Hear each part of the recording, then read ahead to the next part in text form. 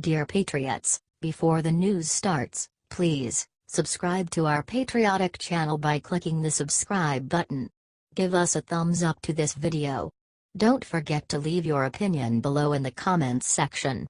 Share the news on Facebook and Twitter so your friends see it. Thank you. Trump slams Comey, mentions Mueller for first time in tweet.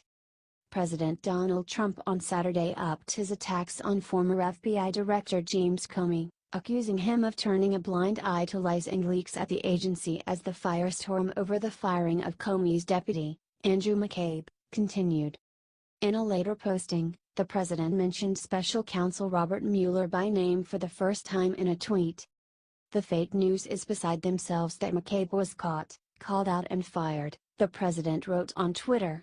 How many hundreds of thousands of dollars was given to wife's campaign by crooked friend, Terry M., who was also under investigation? How many lies? How many leaks? Comey knew it all, and much more. Comey, who was about to begin a book tour, was quick to respond. The American people will hear my story very soon, Comey wrote on Twitter.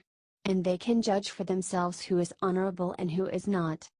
Earlier, Trump attacked officials at the highest levels of FBI and Justice and State Departments, tweeting, "As the House Intelligence Committee has concluded, there was no collusion between Russia and the Trump campaign.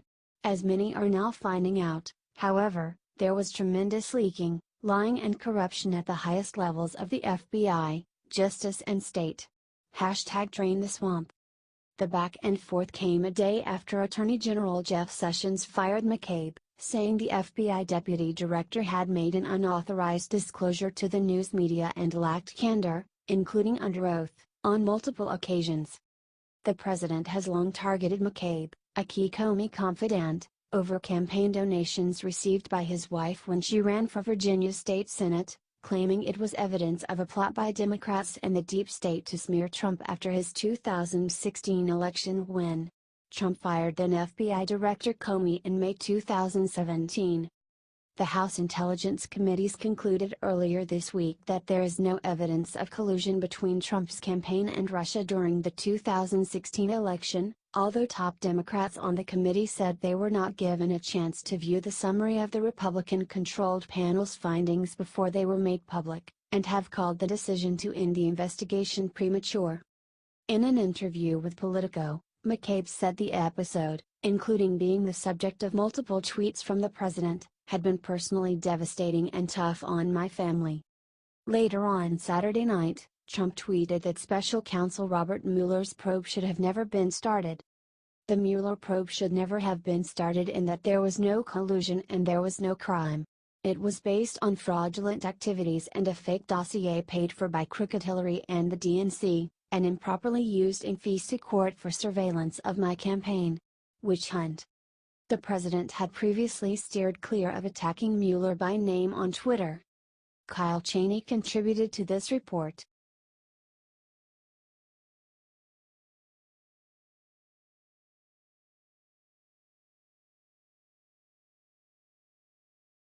How Trump could give the Pentagon a McMaster problem.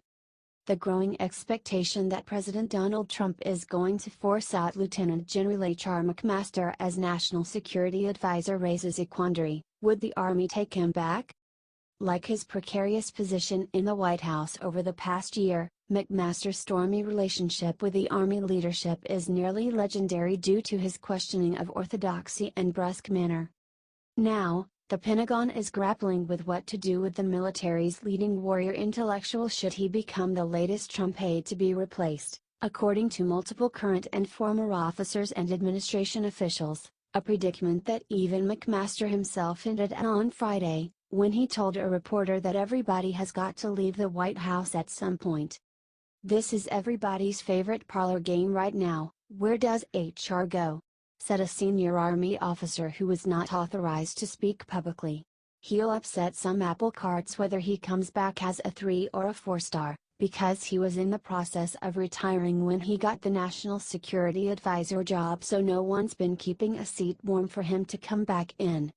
A lot will depend, the officers and officials said, on how much Trump and his inner circle have soured on McMaster, a hard-charging career military officer who never gelled with the undisciplined commander-in-chief, even if he gained the loyalty of the policy-making apparatus for bringing some stability to Iraqi administration.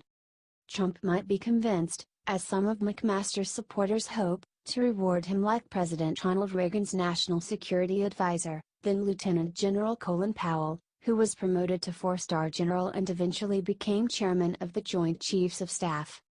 In that case, the top brass would have little choice but to acquiesce, possibly by shifting other generals around. Some active duty officers suggested in a series of interviews that viable options could be to serve as the commander of troops in Afghanistan, where he previously served, or Korea, where he has not served but has been deeply involved in policy questions at the White House.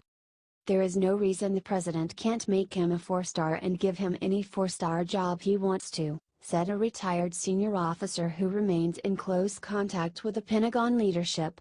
There's plenty of precedent. The two most obvious ones to me are in Afghanistan and in Korea, both of which he's been intimately involved with as National Security Advisor and in both of which the sitting commanders are toward the end of their tours. Unlike some stateside Army commands, both posts would keep him mostly away from his Army peers, the retired officer noted, and would have the advantage of getting him away from Washington. Others expressed doubts about such a promotion, citing likely opposition within the ranks and the scant number of available slots at that level that McMaster would be suited for. The Army only has a certain number of billets to fill for each rank, fewer and fewer the higher the rank. 4-star general is the highest in the command structure, and unless plans have been made in advance it would be difficult, though not impossible, to assign another officer at that level. There just aren't a lot of 4-star jobs out there, said another retired senior officer. Others said a possibility under discussion is to send McMaster back to the Army at his current rank of 3-star general. That would open up more job possibilities, such as the superintendent of the U.S. Military Academy at West Point, a post at Fort Leavenworth in Kansas, where the service trains its future leaders and develops warfighting doctrine, or running the Army's newest outfit, the Futures Command, which is just being established to oversee the service's weapons acquisition efforts. The West Point or Fort Leavenworth jobs could be potentially good fits for McMaster's academic pedigree, including his Ph.D. in military history. If he came back as a 3-star, there's the superintendency at West Point for which he would be very well suited and which would probably be appealing to him, said the active duty general, who spoke on the condition he not be identified discussing internal discussions. Taking him to an academic setting would seem to make the most sense. But it is the Futures Command, the officer said, that is the one that I've heard most people mention as a possibility. Yet offering McMaster such a new post with no promotion can also be seen as a slight. Does he decide to take a position that he's offered if he doesn't feel it's worthy of his experience and the position he's coming from? Offered the first retired senior officer who spoke to Politico. I think it's a 50-50 question of whether he decides to go or not. That's nothing new for McMaster, whose future in the Army has long been in question. He first came to prominence as a junior officer leading a tank company in combat during the 1991 Persian Gulf War. He burst into the public eye in 1997 when he published a best-selling book critiquing the Joint Chiefs of Staff during the Vietnam War, and then again in 2005 as commander of an armored cavalry regiment that pacified the Iraqi city of Tel Afar by applying innovative tactics that were later adopted by General David Petraeus on a larger scale. But he was passed over for promotion and only reached general with the intervention of his patron Petraeus.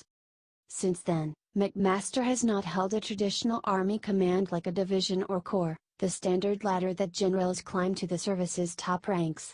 McMaster has instead helped shape Army warfighting doctrine and run the service's infantry and armor training schools. When Trump took office, he was preparing for retirement, according to current and former senior officers close to McMaster. HR hasn't commanded a line unit since he was a colonel, said the first retired senior officer, so if anybody is thinking in terms of Korea for him, he has no Korea experience and he hasn't had any general officer line command experience. Others intimately familiar with the command structure weren't as doubtful. The fact that he didn't command a division or corps, in my opinion, is immaterial, said retired Army Lieutenant General James Dubik. You just have to look at the commands where the timing is right, where the guy in place has been there a couple years.